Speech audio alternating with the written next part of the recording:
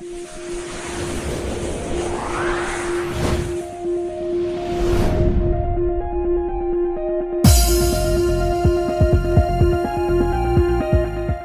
ये जो चैप्टर हम लोग आज पढ़ेंगे गाइस, ये बहुत ही इंपॉर्टेंट है। तो आप बिना पलक को झपकाए आप मेरे वीडियो को देखते रहेंगे और आज आपको मिलेगा एक से बढ़ के एक कॉन्सेप्ट और ट्रिक। तो चलिए गाइस, मैं सबसे पहले आपको बताता हूँ वॉइस होता क्या है।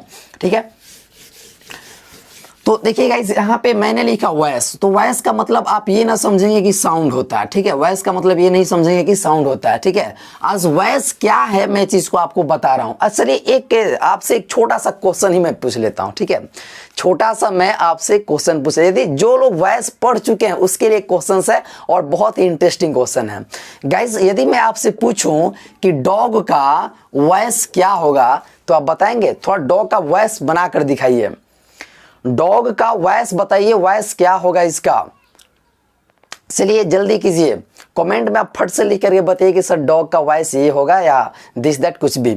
मैं आपको बता दूं कि वॉइस, जो डॉग का वॉइस होगा वो होता है बार्क। क्या होता है? बार्क। देखिए यहाँ पे वॉइस का मतलब आवाज भी होता है, लेकिन मैंने आपसे ये तो नहीं पूछा ना कि डॉग का एक्टिव वॉइस या पैसिव वॉइस, मैंने ये तो नहीं पूछा ना। मैंने सिर्फ आपसे सवाल किया था कि वॉइस इसका बताइए डॉग का। अगर मैं इसका बोलता कि डॉग का पैसिव वॉइस बताइए या डॉग का एक्टिव वॉइस बताइए, तब आप बोलते कि सर ये गलत है, डॉग का तो एक्टिव पैसिव होता ही नहीं है। लेकिन मैंने सिर्फ बोला था कि डॉग का वॉइस, वॉइस का मतलब होता है आवाज। ठीक है, और यहाँ पे डॉग का वॉइस को हम लोग बार्क बोलते हैं, जैसे कैट के वॉइस को हम लोग म्यू बोलते हैं। ठीक है गाइस, तो यहाँ पे हम लोग ये वाला वॉइस यानी कि जो साउंड है वो नहीं पढ़ने वाले हैं। आज हम लोग वॉइस पढ़ेंगे जिसमें हम लोग अपनी बातों को रखते हैं, यानी कि बातों को बनाने की कला को वॉइस कहते हैं। तो गाइस यहाँ पे मैं पूरे जड़ से मैं आपको बता रहा हूँ, पूरे जड़ से बता रहा हूँ वॉइस क्या है, वॉइस क्यों पढ़ते हैं, सारे चीज मैं आपको बताऊंगा। आप बने रहेंगे पूरे वीडियो के अंत तक। तो गाइज मैं आपको बता दूं कि जो वॉइस होता है, voice is the form of transformation. Voice is the form of transformation. Voice एक ट्रांसफॉर्मेशन का रूप होता है। और ट्रांसफॉर्मेशन में क्या होता है कि हम लोग एक जगह से दूसरी जगह जाते हैं, यानी कि अदला बदली होता है। यानी कि जो एक्टिव वॉइस में होगा उसको हम लोग किस में बदलेंगे? पैसिव वॉइस में बदलेंगे। तो गाइस मैं आपको बता दूं कि जो भी ट्रांसफॉर्मेशन होता है, जो भी ट्रांसफर होता है, जो भी हम लोग ट्रांसफर करते हैं, उसमें जो अर्थ होता है वो सेम रहता है, सिर्फ शब्द बदल जाता है। जैसे हम लोग इसमें पढ़ेंगे कि Ram pledge cricket, Ram pledge cricket. ठीक है, जो लोग पढ़े होंगे मैं उसके लिए बोल रहा हूँ, राम प्लेज क्रिकेट। और फिर इसको जब हम पैसिव में बनाते हैं तो यह हो जाता है आपका cricket is played, cricket is played by Ram. अब गाइज आप हमको बताइएगा, यहाँ पे लिखा है Ram pledge cricket, Ram cricket खेलता है। दूसरा लिखा है कि cricket is played by Ram, cricket Ram के द्वारा खेला जाता है।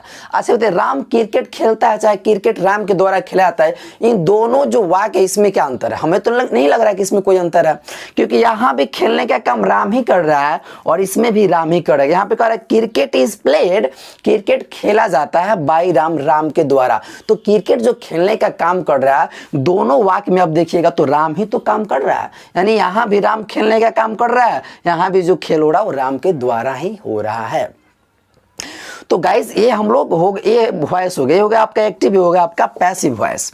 अब देखिए एक्टिव में जो होता है बाय नहीं रहता, लेकिन पैसिव वॉइस में बाय रहता है। यानी कि वर्ब का तीसरा रूप जरूर आपको देखने को मिलेगा और बाय प्लस ऑब्जेक्ट देखने को मिलेगा। इससे आपको पता लग जाएगा कि वो पैसिव है और इसमें बाय नहीं रहेगा, वो हमारा एक्टिव है। लेकिन यहां पे हमने आपको बताया कि राम प्लेज क्रिकेट या cricket is played by Ram, ये दोनों सेंटेंसों में जो काम जो है एक ही आदमी कर रहा है। लेकिन यहाँ पे क्रिकेट है तो देखिए वो शुरू में आ गया और यहाँ पे राम है तो वह चला गया अंत में। तो मैंने वही तो बताया था कि ये ट्रांसफॉर्मेशन का रूप है। यहाँ पे शब्दों का स्थान बदलता है लेकिन उसका काम नहीं बदलता है। मेरे कहने का मतलब है कि मैं एक टीचर हूँ, है ना।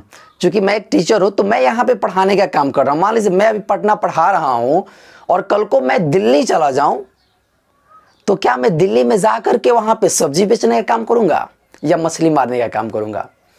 ना तो मैं सब्जी बेचूंगा और ना ही मछली मारूंगा, क्योंकि मेरा जो मूल्य काम है वो है पढ़ाना। तो मेरा जगह बदल जाएगा तो क्या काम भी बदल जाएगा? काम नहीं बदलेगा। उसी तरह यहाँ पे जो है राम शुरू में है तो पैसिव में राम अंत में चला गया, और यहाँ पे क्रिकेट अंत में है तो पैसिव में शुरू में आ गया। यहाँ पे स्थान बदल गया लेकिन काम नहीं बदला, क्योंकि राम क्रिकेट खेलता है, यहाँ राम ही क्रिकेट खेलने का काम कर रहा है, या क्रिकेट राम के द्वारा खेला जाता है। दोनों जो वाक्य है उसमें जो सब्जेक्ट है वही तो काम कर रहा है ना। फर्क क्या पड़ता है इसमें? फर्क कुछ नहीं पड़ता है। अब हम लोग इसलिए पढ़ते हैं ताकि जैसे हम चाहें वैसे हम बोल दे, या तो एक्टिव में बोलेंगे या फिर पैसिव में बोलेंगे। अब यहाँ पे हम लोग ये देखेंगे कि ये तो हो गया हमारा वॉइस, ठीक है। अब यहाँ से हमने क्या देखा कि वॉइस को बनाने के लिए मैं इसका वॉइस का मैं डिफिनेशन, फिर एक्टिव वॉइस, पैसिव वॉइस, और फिर मैं एक कॉन्सेप्ट में आपको दूंगा, मात्र एक कॉन्सेप्ट पे आप देखेंगे, मात्र एक कॉन्सेप्ट और पूरा वॉइस खत्म मैं कर दूंगा, ठीक है। आप बस वीडियो पूरा देखिए, क्योंकि आज जो मैं आपके लिए क्लास लेके आऊँ ये क्लास आपको जल्दी नहीं मिलेगा। तो गाइस भरोसा कीजिए और पूरे वीडियो को अंत तक देखिए, क्योंकि ये वीडियो आपके लिए बहुत ही प्रॉफिटेबल साबित होगा, ठीक है। आज तक आपने पढ़ा है लेकिन सिर्फ रटने का काम किया, आज मैं सिखाने का काम कर रहा हूं, और ये वीडियो मैं सिर्फ आपके लिए बना रहा हूं, आपके लिए सिर्फ स्पेशल वीडियो है। तो चलिए गाइज मैं आगे आपको मैं बता रहा हूं।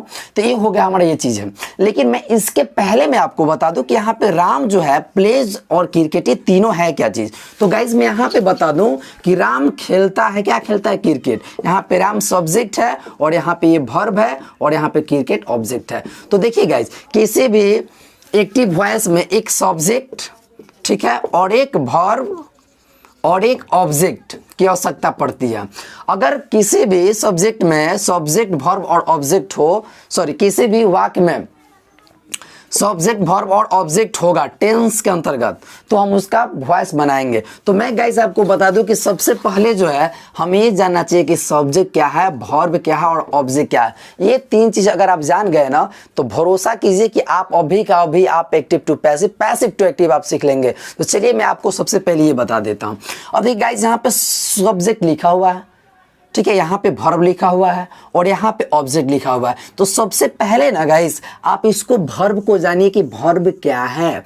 तो गाइस मैं आपको वर्ब बता दूं कि वर्ब एक ऐसा शब्द है जिससे किसी काम का बोध होता है, यानी किसी काम करने का बोध होता है। जैसे मैं यहाँ पे गो का मतलब होता है जाना, यहाँ पे प्ले का अर्थ होता है खेलना, यहाँ पे ईट का अर्थ होता है खाना, यहाँ पे राइट का अर्थ होता है लिखना, ठीक है, यहाँ पे डू का मतलब होता है करना। ये गाइस टोटल हो गया काम। अब आपको जानना होगा सर ये काम कैसे हो गया, समझ में कम आया, तो मैं आपको एक ट्रिक बता रहा हूँ ना। जैसे यहाँ पे देखेंगे कि जिस शब्द के हिंदी निकालने पर यदि उसके अंत में ना आ जाए ना तो वह वर्ब हो जाता है। जैसे गो का मतलब होता है जाना, प्ले का मतलब होता है खेलना, ठीक है, उसी तरह ईट का मतलब होता है खाना, राइट मतलब लिखना, डू मतलब करना। अब देखिए तो इसमें ना दिया है ना, तो जिस शब्द के अंत में ना रहता है ना वह शब्द क्या हो जाता है? तो वर्ब हो जाता है। क्या होता है? वर्ब हो जाता है। और वर्ब का मतलब होता है क्रिया होता है, या आप इसको काम बोल सकते हैं या कार्य भी इसको आप बोल सकते हैं, ठीक है गाइज। तो यहाँ पे मैंने आपको बताया कि ये टोटल क्या हो गया? वर्ब हो गया, यानी कि कोई ना कोई काम हो गया, ठीक है। अब देखिए यहाँ पे जो सब्जेक्ट है, सब्जेक्ट का मतलब क्या होता है? सब्जेक्ट का हिंदी होता है वो होता है कर्ता। क्या होता है गाइस? तो कर्ता होता है। और कर्ता किसको बोलते हैं? तो जो काम को करता है ना वही करता है। अब देखिए ये टोटल काम हो गया।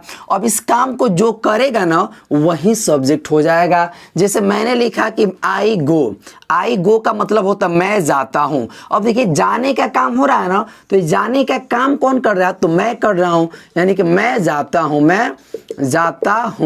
अब गाइस यहाँ पे आप ध्यान देंगे, मैं जाता हूं, तो यहाँ पे जाने का जो काम हो रहा है वो कौन कर रहा है? मैं कर रहा हूं ना, तो मैं क्या हो गया? सब्जेक्ट हो गया, यानी कि यहाँ पे आई क्या होगा? तो सब्जेक्ट हो जाएगा।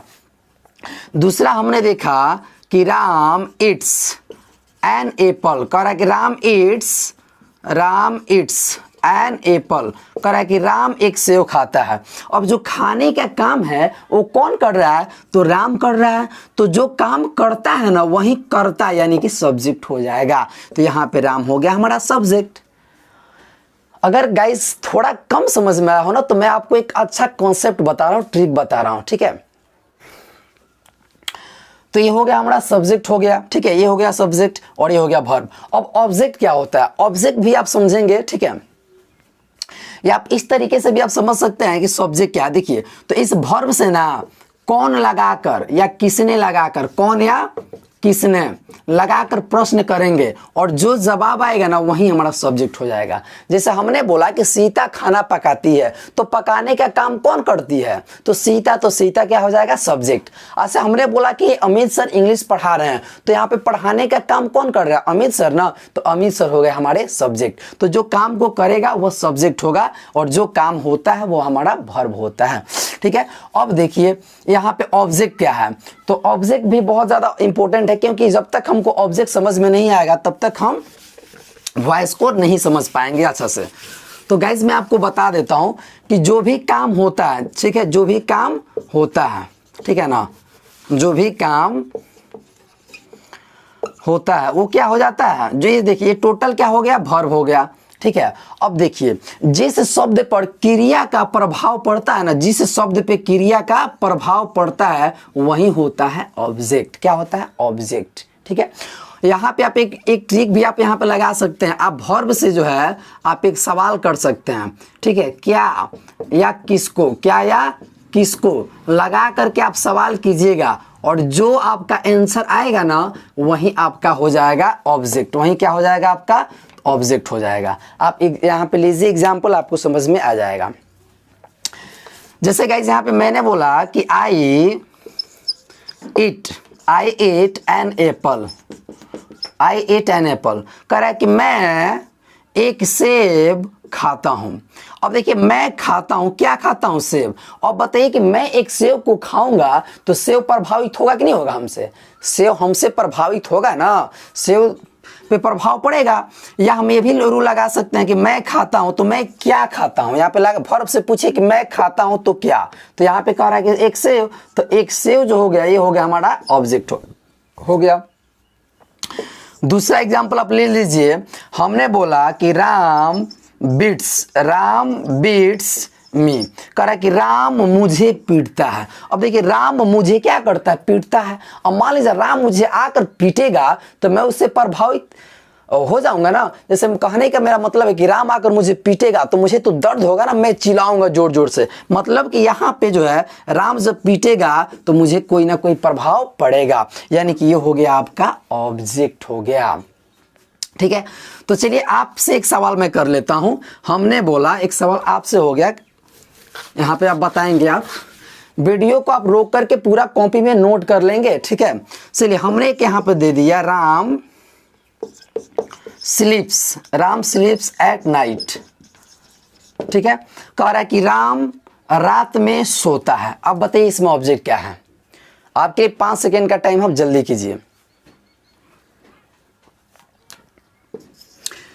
चलिए मैं बता रहा हूं, देखिए आपको लग रहा होगा कि सर यहाँ पे ये ऑब्जेक्ट हो जाएगा और ये हो जाएगा सब्जेक्ट और ये हो जाएगा हमारा वर्ब, क्योंकि सोने का यहाँ पे काम हो रहा है, सोने का तो वर्ब हो गया। अब सोने का काम जो कर रहा है राम हो गया सब्जेक्ट। अब यहाँ पे देखिए कह रहा है कि राम सोता है, ठीक है, तो राम क्या सोता है, इसका जवाब थोड़ी है राम किसको सोता है, इसका तो जवाब नहीं है ना।